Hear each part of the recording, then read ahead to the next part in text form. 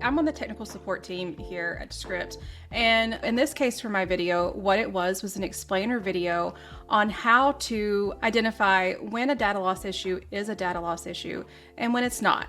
Welcome to Support Team Mysteries, where we put on our detective hats, scrutinize every digital breadcrumb, and sometimes solve mysteries of missing files, vanishing edits, and misplaced projects. I used our very lovely fire hydrant avatar because why would you not?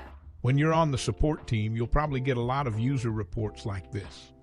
On the surface, you're calm, but they're panicking, so you're panicking. Palms are sweaty, knees weak, arms heavy, and mom's spaghetti is threatening to make an appearance on your sweater. I'm not that, video editing savvy. There are others on my team who that's what they do in their spare time, and I'm like, I like to read. So having Descript, and especially the smart transitions features that we have now, makes me look like I know what I'm doing. It makes me look like this is something that I get paid to do. Retool can't find this project. Most of you know what this means, but let's continue anyway.